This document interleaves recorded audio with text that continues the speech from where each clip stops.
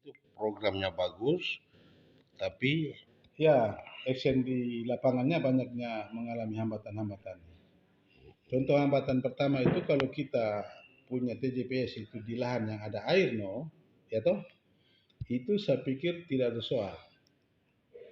Programnya bagus, hanya ada kendala teknis di lapangan yang harus kita maintenance ya.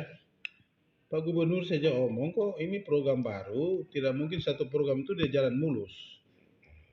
Pasti ada hambatan-hambatan. Nah kalau ada hambatan kita harus maintenance toh. Salahnya di mana ini program TJPS ini?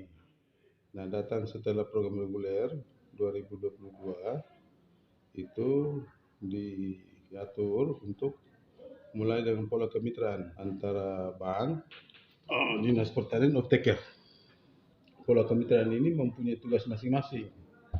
Petani punya tugas apa, dinas punya tugas apa, off-taker punya tugas apa, dan bank punya tugas apa. Jadi kalau bank itu menyiapkan dana, kalau di bank NTT itu namanya kredit mikro merdeka tanpa bunga. Kalau di bank lain seperti BRI dan BNI itu istilah untuk menyerap pemberdayaan perekonomian itu ada jadi tadi kita yang dibangun di TJPS ini menggunakan anggaran atau kredit mikro mereka lewat bank NTT itu disiapkan modalnya itu bank ya. Nah sekarang tugas off-taker itu dia menyiapkan saprodi baik benih, pupuk dan obat-obatan. Nah waktu itu kita kesulitan off-taker yang menyiapkan pupuk, maka kita pakai dua off-taker. Kalau di kabupaten lain ada yang satu off-taker. Jadi semua paket ditanggung, diurus, tapi di Lembata ada dua. Satu namanya Duta Sentosa, satu namanya Sukabumi Pertiwi. Semua paket itu datang lengkap di Lembata. Tugas dinas itu mendampingi ya, petani eksekutor pelaksananya. Pendropingan saprodi itu waktu itu tidak masalah. Yang menjadi masalah itu adalah menanam jagung, lalu pada saat dia berbunga tidak pas dengan hujan. Itu di masa generatifnya istilah. Jadi dia berbunga, hujan tidak ada. Pada saat tanam vegetatif ada hujan. Tapi tidak semua, kejadiannya ada di beberapa titik seperti di Ilape ya. Ada beberapa kecamatan lain yang memang pada saat contoh di Kedan itu angin. Pada saat pertumbuhan generatif angin. Setelah itu kita melakukan panen pasca panen seperti biasa. Dan sampai dengan hasil akhirnya produksi banyak yang tidak mencapai target. Ya, target kita itu 6-7 ton, tapi sampai dengan yang dipanen dihasilkan itu tidak sampai, sehingga pengembalian uang ke bank juga pasti tidak mencapai. Kredit tadi, plafon kredit itu 10 juta per hektar, setengah hektar itu dia kredit 5 juta. Dalam perjalanan proses pasca panen dan sebagainya, sekarang penimbangan pembelian hasil pun tidak masalah. Off-taker siap melaksanakan tugasnya dengan baik. Nah, sekarang pengembalian ini yang menjadi soal. Petani ada yang timbang hasilnya cukup, uangnya cukup, tetapi separuhnya dia tidak jual. Alasannya untuk makan. terlalu murah. Oh, harga jagung tidak murah, Pak. Waktu perjanjian kerjasama kita itu 3.500 per kilo, harga dasar. Tapi kalau harga Surabaya, harga pabriknya naik, maka off-taker bisa menaikkan harga. Dan kondisi lapangan waktu harga Surabaya naik, jagung itu di sini timbangannya 4.500, 4.000. Jadi kalau harganya tidak masalah. Yang menjadi masalah petani bilang harga rendah itu karena petani mendengar orang jual enceran di pasar itu 5.000. Ada sampai 7.000. Ya, 5.000, 7.000. Lalu dia memaksa off-taker untuk membeli harga seperti itu. Sementara pembelian harga oleh off-taker ini, kalau di Surabaya harga misalnya 5.000, tidak mungkin dia ambil di sini dengan 5.000 kan, karena ada ongkos angkut. Lalu harga Surabaya pun kami pantau, sehingga ada kenaikan harga di 3.500 menjadi 4.000 dan juga 4.500 itu kami pantau.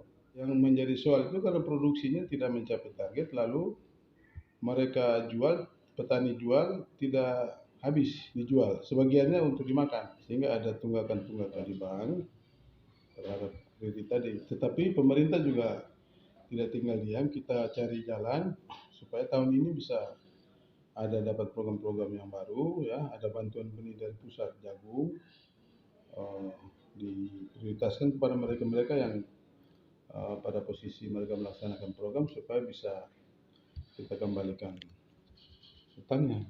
Pikir itu dia punya kegiatan-kegiatan yang ada di TJPS. Ya kan di luar orang cerita tentang itu toh. TJPS itu dianggap gagal karena masih menyisakan utang satu. Iya, betul. Petani diajarkan bukan bertani lagi, tapi bagaimana berutang. Yang berikut itu soal itu. Pihak ketiga yang menyiapkan Saprodi itu. Ada yang menyampaikan bahwa dia berkantor, tidak ada kantor sini. Jadi kalau mau klaim kemana? Ternyata informasinya mereka berkantor di dinas pertanian, begitu informasinya. Off-taker saat ini karena masih bertanggung jawab terhadap kegiatan-kegiatan TJPS, mereka sementara di kantor sini. Jadi kalau di kantor sini ada ruangannya kosong, maka saya tempatkan mereka di situ. Yang sekarang ini ada di ruangan sekretaris, karena ruangan sekretaris kan lagi kosong. Jadi bukan tidak ada masalah, memang ada masalah. Masalahnya ada di pengembalian tunggakan, dan itu saya pikir wajar ya. Namanya bisnis, kalau ada kendala ya pasti. Sehingga kita sementara cari jalan keluar bagaimana caranya untuk kita mengatasi persoalan. Jadi dinas tidak lepas tangan karena ini kemitraan tadi ya, antara 4 komponen tadi semuanya harus punya komitmen bahwa tidak boleh ada yang susah, tidak boleh ada yang rugi, semuanya harus sama-sama menguntungkan. Dinas tidak ada keuntungan juga untuk daerah, hanya karena masyarakat petani ini membutuhkan pemberdayaan sehingga kita dampingi. Informasi di luar begini, katanya misalnya pinjaman 10 juta itu petani hanya pegang mungkin 1 juta, sisanya ke off-taker untuk bibit apa segala macam. Iya, di dalam rapnya kan jelas. Rapnya kan 10 juta, ada 3 komponen di dalam, biaya saprodi, biaya tenaga kerja, ada lagi asuransi, ada lagi administrasi bank. Totalnya ada 10 juta. Dan itu terjadi di lapangan. Petani kan ngamuk, petani marah, ada yang tanya, kenapa uang saya dari 10 juta itu saya terima hanya bukan 1 juta. Rata-rata waktu itu sekitar 2 juta per 1 hektar. Kalau yang setengah hektar 1 juta. Jadi kita omong petani, mau dapat uang banyak atau mau dapat produksi. Jadi sebelum bekerja itu tidak untung loh, tunggu uang ada dulu, produksi jagung ada dulu baru dapat uang.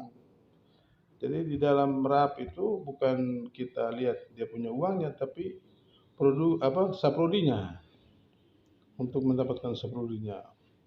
Sehingga dari hasil saprodi itu kalau kemarin cuacanya bagus, normal, ya bisa menghasilkan uang yang banyak loh. Karena kajian kita itu 10 juta dia pinjam, produksinya 6-7 ton, itu uang 20-an juta sudah dapat sebenarnya. Hanya karena kendala teknis tadi, curah hujan, lalu mindset petani ini masih perawatan, waktu, urusan sosial terlalu banyak, akhirnya hasil yang jadi mereka sendiri yang atur tuh, kira begitu Pak Stanley. Itu programnya bagus, tapi ya action di lapangannya banyaknya mengalami hambatan-hambatan.